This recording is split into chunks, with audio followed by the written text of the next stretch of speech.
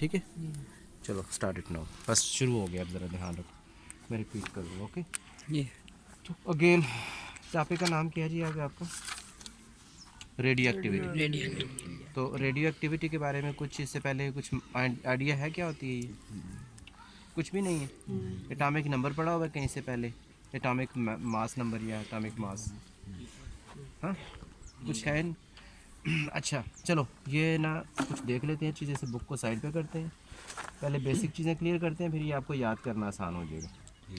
Radio activity समझने के लिए आपको इन दो चीज़ों का पता होना चाहिए, एटॉमिक नंबर और एटॉमिक मास। एटॉमिक मास या इसे मास नंबर भी बोलते हैं। अगर ये दो चीज़ों की समझ आ गई ना तो फिर आप रेडियो एक्टिविटी को समझ सकोगे। तो हम देखते हैं कि एटॉमिक नंबर क्या होता है और एटॉमिक मास क्या होता है। इधर ज़रा इस पे फोकस करो कैमरामैन। ये मैंने एक बुक पे ना, ये समझो मैंने एक अंडे की तस्वीर बनाई है। ये अंडे का जो दरमियानी मरकज़ी हिस्सा है, इसे हम नाम क्या रखेंगे इसका? न्यूक्लियस। और इसके बाहर ये वाला जो इसका बैरूनी हिस्सा होता है, इसका नाम हम रखते हैं मैदार या शेल। अब मैं कुछ ना काम करने लगा हूँ, इसके अंदर मैं एक रखने लगा हूँ, ये एक पत्थर।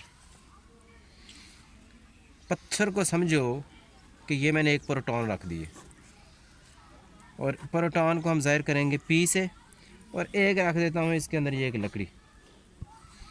इस लकड़ी को मैं नाम दे लेता हूँ न्यूट्रॉन्स। उसको हम शो करते हैं एन से। अब ज़रा गौर करो, अब बात ये जहन में रखनी है कि जितने किसी जिस्म के अंदर प्रोटॉन्स होते हैं ना, उतने ही बाहर उसके इलेक्ट्रॉन्स होते हैं। और इलेक्ट्रॉन्स कहाँ पे होते हैं? जो शेल होता है वहाँ पे। तीन चीज़ें हो गई यहाँ पर। क्या क्या नाम नए पढ़ ली हैं? Protons, neutrons, electrons. प्रोटॉन्स और न्यूट्रॉन्स हमेशा न्यूक्लियस के अंदर होते हैं, और जितने प्रोटॉन्स होते हैं उतने ही बाहर शेल में इलेक्ट्रॉन्स होते हैं। ये कम ज़्यादा नहीं हो सकते। अगर कम ज़्यादा हो तो फिर वो आगे की बात है कि चार्ज कौन सा होता है उसमें, वो बाद में देखेंगे। अब अगर यहाँ पर ये नई चीज़ देखो, लिखा हुआ है एटॉमिक नंबर और मास नंबर, तो आपसे जब पूछा जाएगा ना तो आपने ये कहना है कि किसी एटम के न्यूक्लियस में पाए जाने वाले, ये वाला जो है ना पत्थर, इसके ऊपर मैं पी लिख लेता हूँ। किसी एटम के न्यूक्लियस में पाए जाने वाले प्रोटॉन्स को एटॉमिक नंबर कहते हैं। इसके ऊपर मैं एन लिख लेता हूँ इसके लकड़ी के ऊपर। तो मुझे ये बताओ कि ये जो एक एटम का स्ट्रक्चर बनाया गया है इस कापी पे, ये एक एटम है, इसका एटॉमिक नंबर क्या है? क्या बोलोगे आप? एटॉमिक नंबर क्या होते हैं? Number of protons. तो कितने हैं इसके अंदर प्रोटॉन्स? एक। तो इसका एटॉमिक नंबर कितना है? एक। इसमें न्यूट्रॉन्स कितने हैं? एक न्यूट्रॉन है। इन दोनों को जमा करो, प्रोटॉन और न्यूट्रॉन दोनों जमा करो, कितने हो जाएंगे? दो। तो इसका मास नंबर क्या है? दो। मास नंबर हमेशा इन दोनों को जमा किया जाता है, जी हाँ। प्रोटॉन्स और न्यूट्रॉन्स को, और एटॉमिक नंबर सिर्फ और सिर्फ प्रोटॉन्स होते हैं। अब मैं ऐसे करता हूँ कि इसमें एक पत्थर और रखता हूँ, एक पत्थर और रखता हूँ। अब कितने प्रोटॉन्स हो गए? तीन तीन हो प्रोटॉन। गए। तो इसके साथ ही मुझे बाहर भी तीन दो। रखना पड़ेंगे। ये क्या है हमारे? इलेक्ट्रॉन्स पे नेगेटिव चार्ज होता है और प्रोटॉन पे पॉजिटिव चार्ज होता है। ये बातें याद रखनी है। प्रोटॉन पे कौन सा चार्ज है? पॉजिटिव। और इलेक्ट्रॉन पे नेगेटिव। अब अगर आपसे ये पूछूं कि इस एटम का एटॉमिक नंबर क्या है, तो क्या जवाब दोगे? चार कहाँ से होगा? तीन होगा ना। ये पत्थर नज़र नहीं आ रहे, ज़बानी रट्टे वाली बात तो है ही नहीं है। आपने ये पत्थर गिन लेने हैं, अभी जितने प्रोटॉन्स हैं उतने एटॉमिक नंबर। और मास नंबर क्या है इसका? चार। क्योंकि न्यूट्रॉन तो एक ही है। अगर मैं इसमें एक न्यूट्रॉन और रख देता हूँ, अब बताओ। पाँच। आपकी पाँच क्या है? Mass number. अब आपने इस तारीफ पे आज इधर कैमरामैन इधर करो बुक पे, ये क्या लिखा हुआ है?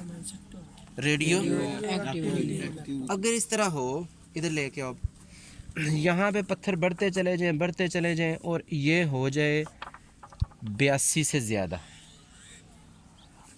किससे ज़्यादा? 82 से ज़्यादा। यानी प्रोटॉन्स 82 से ज़्यादा एक्सीड कर जाएं, ज़्यादा हो जाएं, तो ये जो एटम होगा ना, इसमें से रेज एमिट होना शुरू हो जाएंगी, शुआएं निकलना शुरू हो जाएंगी। इस अमल को बोलते हैं रेडियो एक्टिविटी। अच्छा, अभी आप क्लास में कितने लड़के खड़े हो? 15 हो, 16 हो, 17 हो? क्या आप सबकी शक्लें एक जैसी हैं या डिफरेंट हैं? डिफरेंट। इसी तरह कायनात में पाए जाने, और इधर रखना है फोकस, इन पेपर पे रखना है। इसी तरह कायनात में पाए जाने वाली हर चीज़ के एटम का स्ट्रक्चर दूसरे से अलग है। जैसे कार्बन, लकड़ी को हमने कार्बन का नाम रखा हुआ है साइंस में। कार्बन का एक एटम है, उसके इलेक्ट्रॉन्स अलग, प्रोटॉन्स अलग हैं, न्यूट्रॉन्स की तादाद बिल्कुल अलग है आयरन के मुकाबले में, लोहे के मुकाबले में। हम कौन सी गैस जज़ब करते हैं, इनहेल करते हैं? ऑक्सीजन। शामिल। उसमें जो प्रोटॉन्स हैं वो कार्बन से अलग है।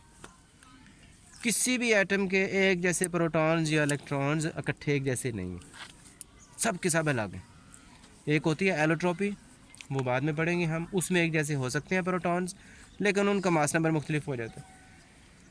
तो अब आपसे अगर मैं ये पूछूं, देखिए आपके जिस्म का मुकम्मल हिस्सा, आपने शूज़ पहने हुए हैं, नीचे रेत है, रेत को नाम, हम उसका नाम रखा हुआ है हमने सिलिका, सिलिकॉन। आपने शूज़ पहने हुए हैं, देखें इसके अंदर भी मुख्तलिफ़ किस्म के आपके जो हैं डिफरेंट एटम्स, मालिक्यूल्स इकट्ठे करके ये काम किया गया। आपने कपड़े पहने हुए हैं, ये भी ऑर्गेनिक कंपाउंड से बनाया गया। तो मुख्तसर बात क्या हुई, हर एटम दूसरे एटम से अलग है, और हर एटम का स्ट्रक्चर जो है ना, उसमें प्रोटॉन्स और न्यूट्रॉन्स की तादाद बिल्कुल अलग है। तो रेडियो एक्टिविटी, यहाँ पे आओ, रेडियो एक्टिविटी कब शुरू होगा अमल? जब किसी एटम में प्रोटॉन्स की तादाद बढ़ जाएगी। अब वो कौन सी रेज खारिज होती हैं, वो आगे हम मज़ीद फिर एक्सपेरिमेंट करेंगे, उनके नाम आप याद रख लो। ये लिखा हुआ है अल्फ़ा रेडिएशंस, बीटा रेडिएशंस, और तीसरा क्या लिखा हुआ है? Gamma radiations. रेडिएशन मतलब जो शुआएं वगैरह। तो अब मुझे बताओ, अगर आपसे बंदा को पूछे कि रेडियो एक्टिविटी कौन सा अमल होता है, तो क्या जवाब दोगे? ऐसा अमल जिसमें किसी एटम के न्यूक्लियस में पाए जाने वाले प्रोटॉन्स, या सिंपल ये कह लो कि एटॉमिक नंबर 82 से एक्सीड कर जाए, ज़्यादा हो जाए, तो उसमें से शुआएं निकलने का अमल शुरू हो जाता है, और इस अमल को रेडियो एक्टिविटी कहते हैं। और इस चलें वो बाकी बातें बात कीजिए। जो आपका एटम बम होता है ना, उसमें कौन सा एटम इस्तेमाल होता है? रेडियो एक्टिव एलिमेंट, जिसके प्रोटॉन्स बहुत ज़्यादा होते हैं। कल इसकी डेफिनेशन तैयार करके आना, फिर बाकी काम बाद में होगा। चलें।